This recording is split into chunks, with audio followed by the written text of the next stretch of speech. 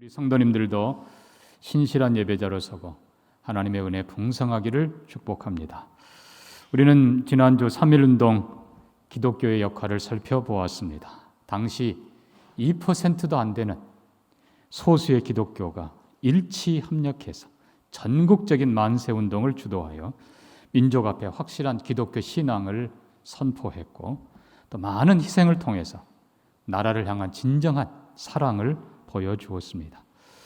결과로 한국교회는 급성장했고, 교회 그리고 선교사들 그리고 기독교 모든 기관들을 향한 이 땅 백성들의 큰 공감을 받아냈습니다. 이후 기독교는 이 나라의 정치, 경제, 교육, 문화 전반에 정말 지대한 도움을 주면서 한국교회의 대한민국의 위상이 세계적으로 이만큼 높아진 것, 하나님의 은혜인 줄 믿습니다. 안타깝게도 이 과정에서 한국의 민주화에 일조한 천주교가 급성장했고, 반대로 우리 기독교는 성장은 했지만 친정부 노선으로 인해서 일반 민중과는 거리가 조금 멀어지게 됐습니다. 지금 한국교회가 다수 종교를 차지하고 있는 이 나라, 교회와 기독교를 향한 세상의 눈총이 더 차가워진 게 사실입니다. 한편으로는 정부 혹은 안티들의 영향도 있지만 한국교회가 지금이야말로 다시 한번 깊이 자성해야 될 때라고 믿습니다. 자, 우리는 어떻게 해야 됩니까? 지난번 말씀드린 대로 먼저 우리는 우리 믿음의 선조들이 피로써 외친 대한독립만세, 단순하게 이것이 그냥 대한독립만세가 아니라 정말 일제의 강압에 문화, 이름까지 바꿔야 됐던 우리 민족의 염원이었고, 뿐만 아니라 유달리 그 많은 불교, 그 많은 천도교 놔두고 어떻게 보면 소수인 기독교를 그렇게 잔인하게 짓밟던 일본에 대한, 일제에 대한 항거였던 겁니다. 그래서 그때에 외치던 독립선언서 그 기독교적 가치가 틀리지 않고 지금도 변함없이 지켜져야 할 뿐만 아니라 더 구체적으로 완성돼야 될 때인 것을 우리는 분명히 압니다. 그래서 그때 외쳤던 하나님이 주신 천부적인 자유, 평등, 공의, 평화, 진정한 것들을 우리가 더 성숙하게 성취해내고 실행해가는 한국교회가 되기를 소망합니다.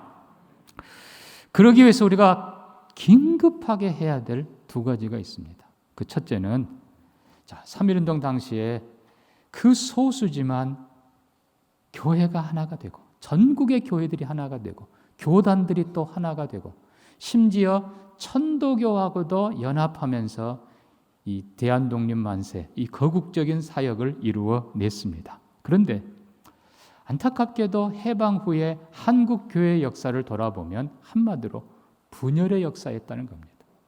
교단들이 분열되기 시작했습니다. 그래서 내가 옳다, 네가 옳다, 신사참배 끝까지 아니면 또 분열 그냥. 여러분, 이 교단이 분열되는데 지금 우리 장로교만 해도 260개의 장로 교단이 넘습니다. 여러분, 교단 분열에 멈춘 게 아니라 교회들이 분열해 간 겁니다. 교회들이 분열할 때마다 얼마나 많은 고통을 겪었겠습니까? 교회가 겪고 자녀들이 겪고. 근데 그것 때문에 교단이 분열하고 교회들이 싸우고 분열하는 과정 속에 세상이 교회를 보는 눈이 어떻겠습니까? 실망이죠. 자, 여러분, 이 분열, 가뜩이나 우리가 분단 국가인데 이게 분열돼서 모든 자기가 옳다고 주장하고 조금 다르면 그냥 내몰고 쫓아내고, 이걸 빨리 우리가 멈추고 이제는 예수 그리스도 안에서 연합해야 합니다. 이제는 진리 안에서 연합해야 합니다. 설령 다른 종교라 하더라도 우리는 나라를 위한 일에, 선한 일에 적으로 돼서는 안 되고 손은 잡아야 됩니다. 그러나 최소한 기독교회 안에서는 서로 다름을 이해해주고 인정해주고 우리가 마음의 폭을 넓혀야 됩니다. 분명히 우리 장로교의 교리는 칼빈 목사님 성경을 연구하고 정리한 장로교의 교리가 가장 성경적인 것을 믿습니다. 누구도 부인하지 않아요. 그러나 중요한 것은 말씀 자체를 강조하는, 하나님의 은혜를 강조하는 우리의 주장도 물론 당연히 옳지만 성령 강조하는 그 교단도 우리가 이해해 줘야 되고, 또 성도들을 열심히 훈련시키는 그런 교단도 이해를 해 줘야 되는 거예요. 그래서 이해의 폭을 넓혀서 틀린 건 우리가 정말 죽기 살기로 바로 고쳐야 되지만, 다른 거는 서로 이해하고 배려하고 양보하고 그리스도 안에서 연합하는 우리가 되기를 소망합니다. 그래서 분열하면, 싸우면 다 지는 거예요. 여러분, 사탄이 제일 좋아하는 것이 교회가 싸우는 겁니다. 사탄이 제일 좋아하는 것이 가정이 싸우는 겁니다. 왜요? 그 안에는 당연히 진리도 없고 사랑도 없고 모든 것 다 없고 실패자가 되기 때문입니다. 반대로 하나님이 가장 기뻐하는 것은 예수 그리스도 안에서 연합하는 것입니다. 부부가 가정이 예수 안에서 하나 될 때 무엇이 두렵겠습니까? 가장 존귀한 가정 되죠. 교회가 마찬가지입니다. 말씀 안에서, 교회 안에서, 진리 안에서 교회가 하나 될 때 그 교회는 세상 앞에 당당하게 설 것입니다. 그래서 한국 교회가 이렇게 많지만 왜 세인의 눈총을 받고 왜 힘이 없는가? 분열됐기 때문입니다. 이제라도 연합해야 합니다. 감사한 것은 이번 부활주일에도 이제 코로나로 위축되었던 한국 교회가 80몇 개 교단이, 대부분 중요한 교단들입니다, 함께 마음을 합해서 부활절 연합 예배를 드리기로 하고 하나 되는 걸 추구해 갑니다. 우리 광주도 마찬가지고요. 하나 되는 것, 주님이 원하시던 기도입니다. 한국 교회가 살 길입니다. 두 번째로 우리가 해야 될 일이 있습니다. 그거는 우리 믿음의 선배들이 피 흘리면서 태극기 흔들던 그 손을, 일제가 그 팔을 잘라도 다른 손으로 쥐고 또 태극기를 들고 외치던 그 희생의 정신, 우리가 다시 한번 회복해야 된다는 것입니다. 다른 말로 하면 우리가 여기서 안일해서는 안 된다는 겁니다. 안전을 추구해서는 안 된다는 겁니다. 내 집 지키고 내 가정 지키고, 우리 교인들은 그 만세 현장에 안 나간 것을 감사하나이다가 아니라 이제야말로 다시 한번 결단하고 희생해야 됩니다. 사도 바울이 갈라디아 4장 19절에서 나의 자녀들아 너희 안에 그리스도의 형상이 이르기까지 다시 한번 내가 너희를 위하여 해산하는 수고를 감당하노라. 해산의 각오를 가지고, 여러분 중요한 건 지금 한국교회가 여기서 안일하고 여기서 안전을 추구하고 여기서 멈추면 다음 세대 없습니다. 지금 세상은 얼마나 급하게 돌아가는지 모릅니다. 지금 국회 문턱에 지금 차별금지법이 계속 지금 대기 중입니다. 여러분, 결국 동성애는 가정을 파괴하는 것이고 창조 질서를 파괴하는 것이고 나라와 민족을 파괴하는 것입니다. 여러분, 동성애 음란이 있는 곳에 결국은, 미안한 표현이지만 생명은 귀하지만 원치 않는 생명이 태어나요. 그래서 낙태를 하자는 거예요. 마음껏 낙태를 하자는 거예요. 여러분, 생명을 무시하고 하나님의 창조의 질서를 무시하고 가정을 파괴하고 이 악한 법들과 악한 것들과 누가 하느냐가 문제가 아니에요. 우리는 진리가 아닌 것, 악한 것들과 담대하게 싸워야 됩니다. 사도 바울의 표현대로 내가 선한 싸움을 싸우고 달려갈 길을 마쳤다. 여러분, 다시 한번 우리 이 세대가, 우리 어르신들이 자녀들에게 어떤 한국을 물려주겠습니까? 어떤 교회를 물려주겠습니까? 바른 교회, 견고한 교회, 견고한 나라와 민족을 후대에게 밀려주시기를 주의 이름으로 축복합니다. 지금 우리가 안일만 타다고, 안일만 원하고 있으면, 평안만 원하고 있으면 결국은 다 터가 다 무너져 버립니다. 그러면 결국 교회가 이제는 예배도 힘들게 되는, 모든 성경도 제대로 못 가르치는 터가 무너져 버리면 우리 자녀들이 어떻게 되겠습니까? 지금이야말로 다시 한번 헌신해야 됩니다. 마지막, 우리 어르신들의 생명을 다해서 교회를 지키고 진리를 지키고 나라를 지키는 데 헌신하시기를 주의 이름으로 부탁합니다. 자, 그럼 우리 한국교회가 나아갈 길이 뭔가? 민족과 함께 나아갈 길이 뭔가? 이미 말씀드린 대로 3.1운동 때는 대한독립 만세.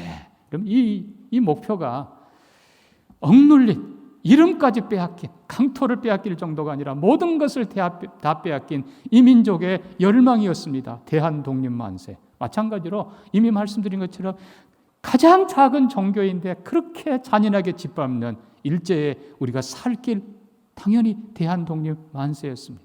그래서 우리와 기독교인들과 온 민족이 하나 되어서 대한독립 만세를 외쳤던 겁니다. 감사하게도 선진들의 피와 희생으로 우리는 독립을 얻었습니다. 그러나 여러분, 우리가 아는 대로 절반밖에 독립하지 못했습니다. 이제 이 민족이 나아가야 될 진정한 소원이 무엇입니까? 꿈에도 소원은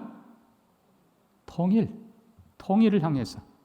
여러분, 우리 민족이 나아가야 될 가장 중요한 1차 목표가 통일입니다. 꿈에도 소원은 통일. 여러분, 이 부분에 우리가 기억해야 됩니다. 지금도 북녘 땅에 한 30만 정도의 그리스도인들이 있는 것으로 집계되고 있습니다. 한 10만 명 정도는 숨어서 예배를 드립니다. 찬송을 못 부르고 입만 들썩이면서 그렇게 하고 성경을 손에다 써가면서 그렇게 말씀을 나누고 예배를 드립니다. 그리고 한 20만 정도는 교화소에 지옥 같은 삶 속에 고통 속에 예수 믿는다는 이유로 그렇게 있습니다. 여러분, 이 나라의 민족의 소망이 남북 통일인 것을 누구도 부인할 수 없습니다. 그러나 우리가 기억해야 될 것은 그리스도인들은 남북 통일을 넘어서 평화 통일을 넘어서 복음 통일을 위해 일해야 됩니다.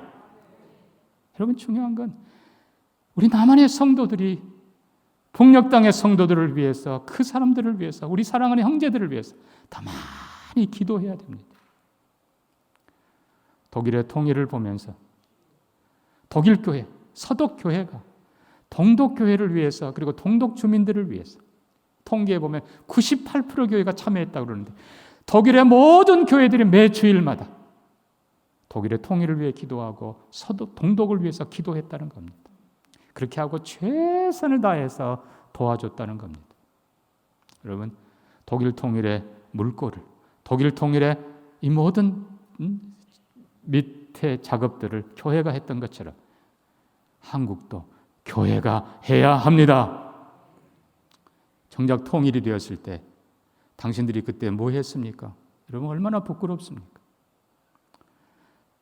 북한의 고난의 행군 시기, 저는 캐나다에 있었습니다.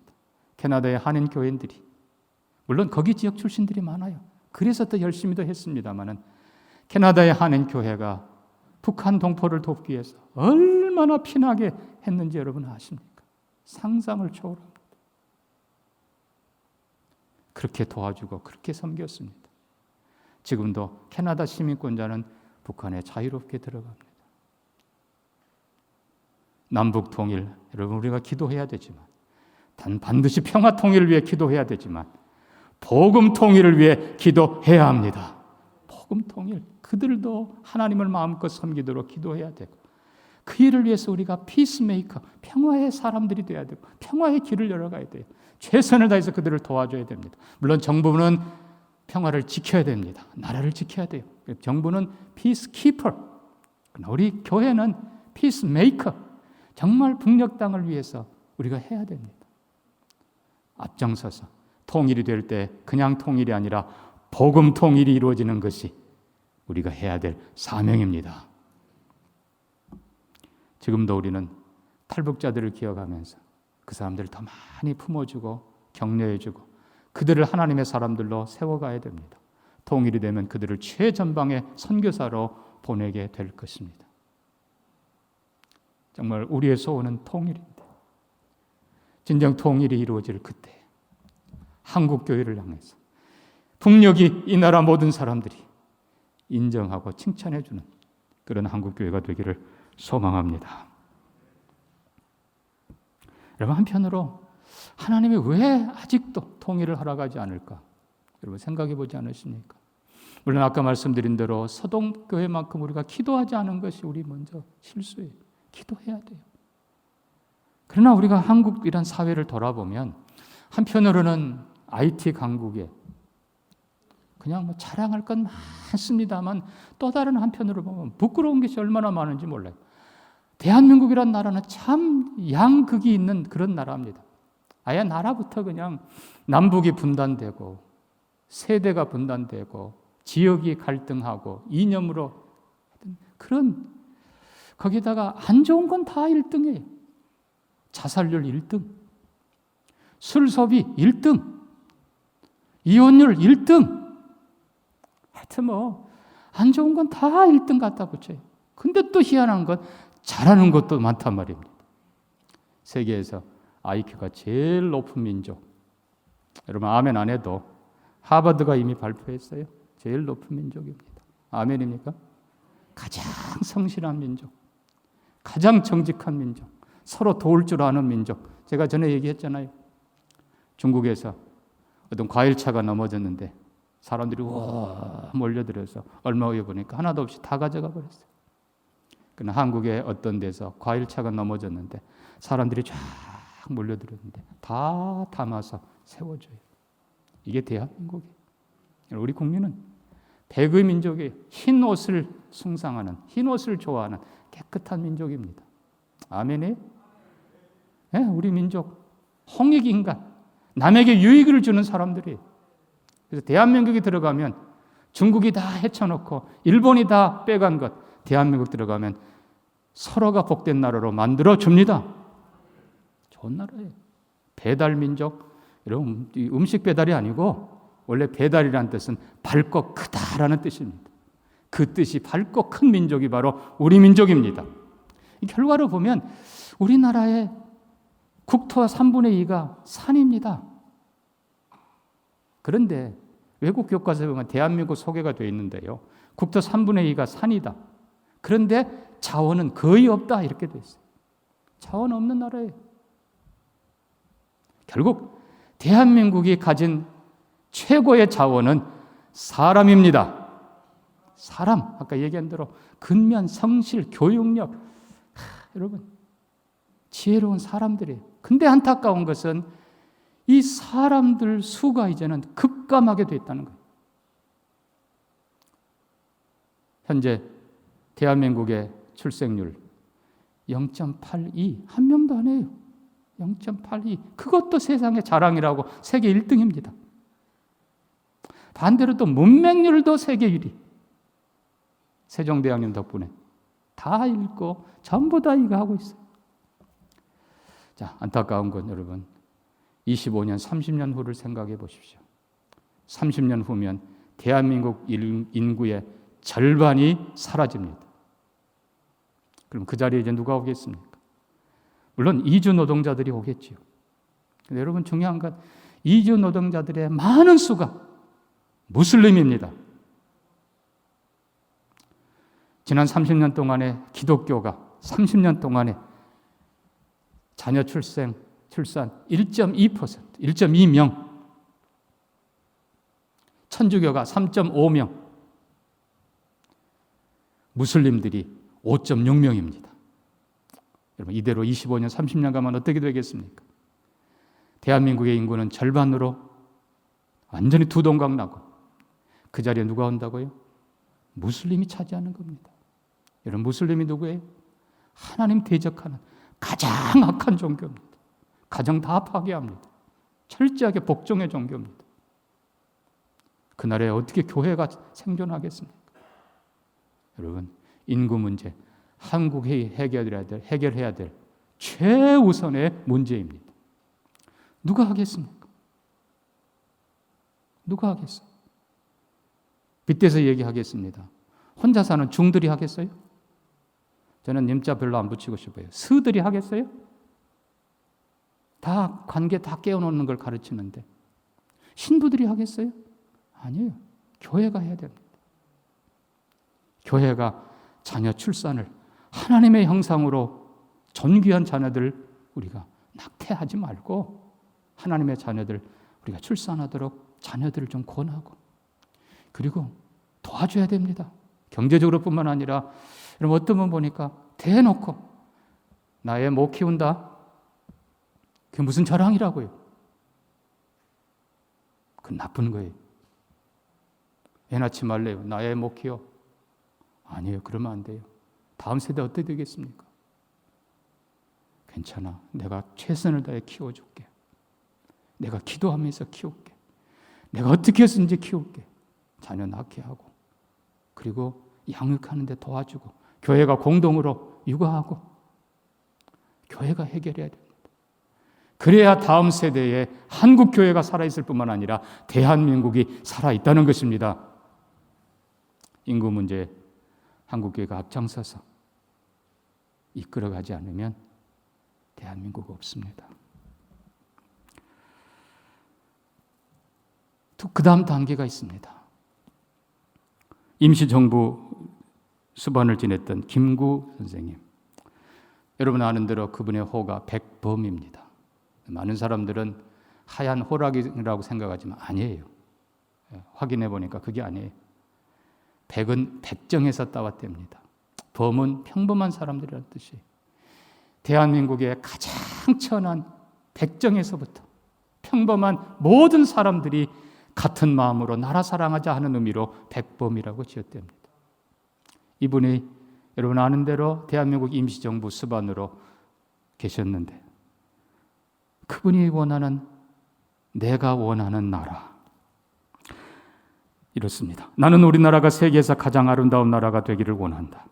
가장 부강한 나라가 되기를 원하는 것은 아니다. 내가 남의 침략에 가슴이 아팠으니 내 나라가 남을 침략하는 것을 원치 아니한다. 우리의 부는 우리의 생활을 풍족히 할 만하고 우리의 강력은 남의 침략을 막을 만하면 족하다. 오직 한없이 가지고 싶은 것은 높은 문화의 힘이다. 문화의 힘은 우리 자신을 행복하게 하고 나아가서 남에게 행복을 주기 때문이다. 지금 인류에게 부족한 것은 무력도 아니요 경제력도 아니다.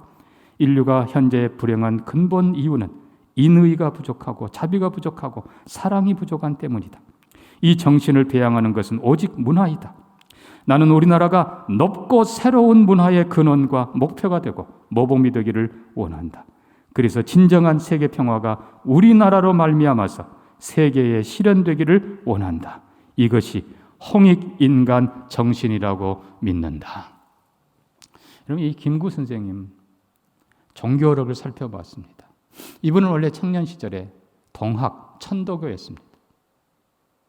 그러다가 더 깊은 인생의 의미를 깨닫기 위해서 불교에 귀의합니다. 그래서 어떤 자료에는 불교 승려라고 나옵니다. 그런데 3.1 만세운동 이후에 이분이 상해 임시정부에 참여하게 되고, 거기서 물론 밑에서부터 이렇게 쭉 봉사해 갑니다. 거기서 봉사할 때 이승만, 안창호, 이승훈 정말 신실한 그리스도인들을 만납니다. 그리고는 그분이 감리교, 기독교로 귀화합니다. 자, 여기 그분이 그렇게 썼어요.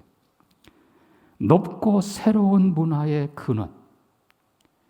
앞에 제가 생략했습니다만 남의 나라를 모방하지 않고, 이 모방한다는 이 말은 그동안에 우리가 했던 불교, 유교 뭐 이런 걸 말하는 거예요. 그것 따르지 않고 새로운 더 높고 바른 차원의 문화가 있다는 거예요. 그게 바로 성경이고 그게 바로 기독교입니다. 그래서 자, 우리가 이제 결론으로 정리하면 이렇습니다. 사랑하는 성도 여러분, 진정한 대한민국의 독립, 그것이 무엇인가? 여러분, 앞뒤자 한번 둘러보십시오. 열강 속에 있는 것이 우리 대한민국입니다. 일본, 중국, 물론 북한도 강력한 힘을 갖고 있습니다. 러시아. 여러분, 아무리 둘러봐도 대한민국을 도와줄 나라 미안하지만 없습니다. 그리고 도움 받으려고 해서도 안 돼요. 항공모함으로 가까이 미국이 와 있습니다. 기지가 와 있죠. 그럼 결국은 대한민국은 열강 속에 있습니다.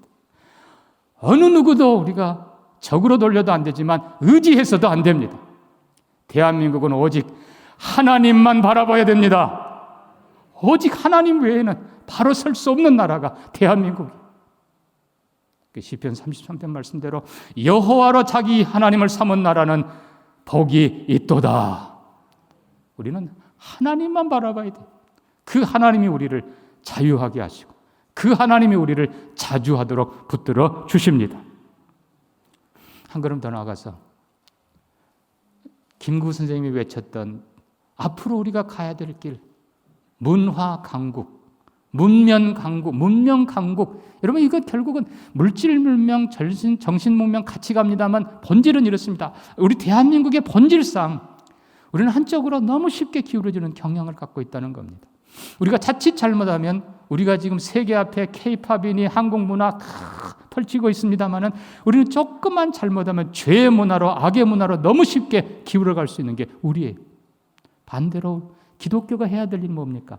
이 땅의 모든 문화, 이 땅의 모든 문명을 선하고 바르게 이끌어가야 되는 것입니다. 그래서 신명기 4장의 말씀대로 너희는 여호와의 규례와 법도를 행하라. 이것이 너희의 지혜와 힘이니라. 결국은 대한민국이 독립할 수 있는, 자주적으로 설 수 있는 것은 살아계신 하나님 바라보는, 하나님 경외하는 그 신앙이고, 우리가 정말 문화 강국, 문명 강국 되는 길은 하나님의 말씀에 달려 있습니다. 하나님의 말씀이 우리를 지혜롭게 해줍니다. 시편 119편 말씀대로 여호와의 말씀이 우리를 원수보다 지혜롭게 하고 스승보다 지혜롭게 만들어 줍니다. 하나님의 말씀이 우리에게 지혜와 영감과 그리고 선함과 능력을 주는 거예요. 무한한 하나님의 지혜, 무한한 하나님의 능력, 거기로부터 문명의 근원이 오는 것입니다. 다시 얘기합니다. 우리는 땅에서 가져올 게 없어요. 지혜하지 않은 아무것도 없어요. 자, 우리가 오늘 본문을 보면서 정리합니다. 먼저 9절을 봅니다. 85편 9절에 진실로 그의 구원이 그를 경외하는 자에게 가까우니 영광이 우리 땅에 머무르리이다. 영광이 머무는 나라, 하나님의 영광이 머무는 나라가 되기를 원합니다. 복음 통일되고 문명 강국되어. 근데 여러분, 그 나라가 어떤 나라입니까? 10절 인애와 진리가 만나는 나라. 인애는 사랑이에요. 진리가 같이 만나는 나라. 의와 화평이 서로 입맞추는 나라. 의로운 나라, 그러면서 화평의 나라. 진리는 땅에서 솟아나고 의는 하늘에서 굽어보다. 하늘과 땅이 만나는 그 나라. 그 나라가 바로 우리 대한민국 되기를 소망합니다. 12절에 그 나라에 여호와께서 좋은 것을 주십니다. 하나님이 주시는 좋은 것이 다시 위에 1절부터 쭉 펼쳐집니다. 여호와여, 주께서 주의 땅에 은혜를 베푸사 야곱의 포로된 자들이 돌아오게 하셨으며, 하나님이 은혜 베푸는 나라, 포로가 회복되는 나라, 북땅 북녘 땅의 포로들이 회복되기를 원합니다. 하나님이 그렇게 하세요. 2절에 백성의 죄악을 사하시고 분노를 거두시고, 5절 노를 다 거두시고, 6절에 우리를 다시 살리사 주의 백성으로 기뻐하게 만들어 주십니다. 7절에 인자와 구원을 베풀어 주십니다. 그리고 8절에 그의 백성, 그의 성도들에게 화평을 선언하십니다. 이게 하나님이 원하시는 나라고, 이것이 문명대국. 말씀을 정리합니다. 사랑하는 성도 여러분, 다시 한번 우리는 대한독립, 오직 하나님 의지하고 일어서는 나라가 되기를 소망합니다. 통일한국, 반드시 복음으로 통일되기를 기도하고 앞장서는 한국교회가 되기를 원합니다. 문명 강국, 오직 말씀으로, 말씀이 가르치는 선한 도리를 따라서 하나님 경외할 줄 알고, 부모 존중할 줄 알고, 생명 귀히 여길 줄 알고, 이웃 우리가 자비를 베풀 줄 알고, 자연을 아름답게 가꿀 줄 아는 선함으로 한국의 문명을 이끌어 가야 됩니다.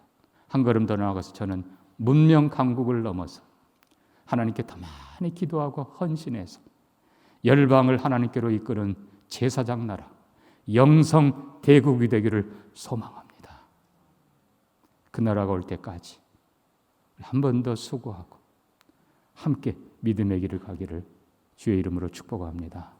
우리 같이 한번 기도합니다. 여러분, 말씀 기억하면서 한국 교회가 살고 대한민국이 살 길, 하나님, 오직 하나님밖에 없습니다. 하나님 섬기는 나라 되게 해 주시옵소서. 문명 강국, 여러분, 죄와 악의 문화는 무너지게 돼 있어요. 하나님이 주시는, 말씀이 주는 지혜를 붙잡는 이 나라의 민족 되게 해 주옵소서.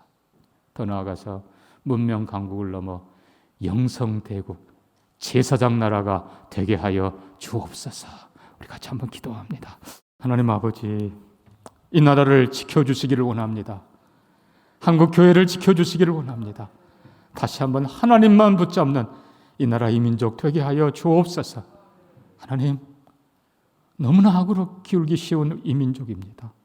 주님께서 붙드시고 말씀 사랑하며 말씀으로부터 선함과 지혜와 영감과 용기를 얻게 하시고 대한민국을 바로 이끌어가는 진정한 영성대국, 문화강국 대한민국 되며 한국교회 되도록 축복하여 주옵소서.